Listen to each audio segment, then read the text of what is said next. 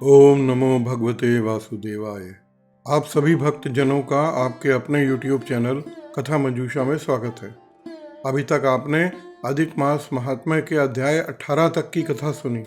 अब आगे का वृतांत सुनिए। अधिक मास महात्म्य अध्याय 19। श्री सूत जी बोले, हे तपस्वियों, इस प्रकार कहते हुए प्राचीन मुनि नारायण को मुनिश्रेष्ठ नारद मुनि ने अपने मधुर वचनों से प्रसन्न करके कहा, हे ब्राह्मण, तपोनिधि सुदेश ब्राह्मण को प्रसन्न विष्णु भगवान ने क्या उत्तर दिया, तो हे तपोनिधे मुझसे कहिए। भक्तवत्सल विष्णु भगवान ने अपने वचनों द्वारा सुदेव ब्राह्मण को प्रसन्न करके कहा। श्री हरि भगवान बोले, हे द्विजराज, जो तुमने किया है उसको दूसरा नहीं करेगा। जिसके करने से हम प्रसन्न हुए उसको आप नहीं जानते हैं। यह हमारा प्रिय पुरुषोत्तम मास गया है। स्त्री के सहित शोक में मग्न तुमसे उस पुरुषोत्तम मास की सेवा हुई है। हे तपोनिधे, इस पुरुषोत्तम मास में जो एक भी उपवास रखता है, हे तपोधन, वह मनुष्य अनंत पापों को भस्म कर विमान से वैकुंठ लोक को जाता है। सो तुमको 1 महीना बिना भोजन किए बीत गया और असमय में मेघ आने से प्रतिदिन तीनों काल में स्नान भी अनायास ही हो गया। हे तपोधन, तुमको 1 महीने तक मेघ के जल का स्नान मिला और उतने ही अखंडित उपवास भी हो गए। शोक रूप समुद्र में मग्न होने के कारण ज्ञान से हीन तुमको अज्ञान से पुरुषोत्तम का सेवन हुआ है। इस साधन का तौल कौन कर सकता है? तराजू के एक पलड़े में वेद में कहे गए जितने साधन हैं उन सबको रख कर और दूसरी ओर पुरुषोत्तम को रख कर देवताओं के सामने ब्रह्मा ने तोलन किया और वह सब हल्के हो गए, पुरुषोत्तम भारी हो गया। इसलिए भूमि में रहने वाले लोगों से पुरुषोत्तम का पूजन किया जाता है। हे तपोधन, यदि पुरुषोत्तम मास सर्वर्थ है फिर भी इस पृथ्वी लोक में पूजन करने के फल देने वाला है। इससे हे वत्स, इस समय आप सभी तरह से धन्य हैं, क्योंकि आपने इस पुरुषोत्तम मास में उग्र तथा परम दारुण तप किया है। मनुष्य शरीर को प्राप्त कर जो लोग श्री पुरुषोत्तम मास में स्नान दान आदि से रहित रहते हैं, वे लोग जन्म जन्मांतर से दरिद्र होते हैं। इसलिए जो सब तरह से हमारे प्रिय पुरुषोत्तम मास का सेवन करता है, वह मनुष्य हमारा प्रिय, धन्य और भाग्यवान होता है। श्री नारायण बोले, हे मुने, जगदीश्वर हरि भगवान इस प्रकार कहकर गरुड़ पर सवार होकर शुद्ध वैकुंठ भवन की ओर शीघ्र चले गए। सपत्नीक सुदेश शर्मा पुरुषोत्तम मास के सेवन से मृत्यु से उठे हुए सुखदेव पुत्र को देखकर अत्यंत प्रसन्न हुआ।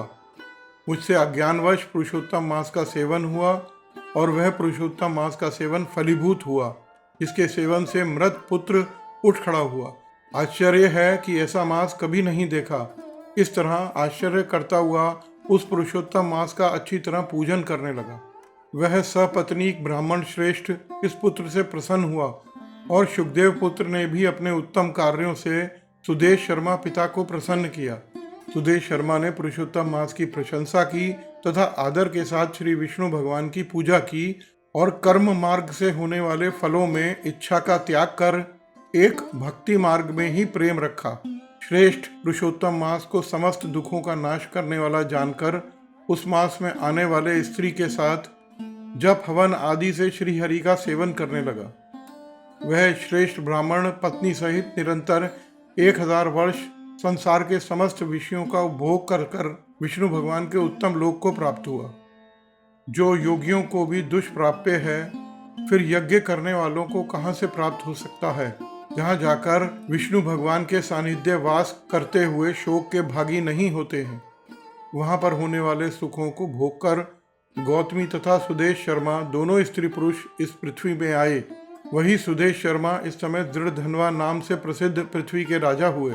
पुरुषोत्तम नाम के सेवन से समस्त रिद्धियों के भोक्ता हुए। हे राजन, यह पूर्व जन्म की गौतमी ही आपकी पटरानी है। हे भूपाल, जो आपने मुझसे कहा था सो मैंने कहा, और शुक पक्षी जो पूर्व जन्म में पुत्र शुकदेव के नाम से प्रसिद्ध थे और हरि भगवान ने जिन्हें जिलाया था, वह 12,000 वर्ष तक आयु भोग कर वैकुंठ को गया। वहाँ वन के तालाब के समीप वट वृक्ष पर बैठकर पूर्व जन्म के पिता को देखकर और अत्यंत कृपा से युक्त वह शुक पक्षी विचार करने लगा कि यदि मैं इस राजा को ज्ञान का उपदेश नहीं करता हूं तो मेरा बंधन होता है। जो पुत्र अपने पिता की नरक से रक्षा करता है वही पुत्र है। आज मेरा यह श्रुति का अर्थ का ज्ञान भी वृथा हो जाएगा, इसलिए अपने पूर्व जन्म के पिता का उपकार करूंगा। हे राजन दृढ़धनवा, इस तरह निश्चय करके वह शुक पक्षी वचन बोला। हे पाप रहित राजन, जो आपने पूछा तो यह सब मैंने कहा। अब इसके बाद मैं पाप नाशिनी सरयू नदी को जाऊंगा। श्री नारायण बोले। इस प्रकार बहुत समय तक उस प्रसिद्ध यशस्वी राजा दृढ़धनवा के पूर्व जन्म का चरित्र कहकर जाते हुए वाल्मीकि मुनि की प्रार्थना कर असंख्य पुण्यवान राजाओं का राजा वाल्मीकि मुनि को नमस्कार करता हुआ कुछ बोला। इति श्री पुरुषोत्तम मास महात्म्य अध्याय 19।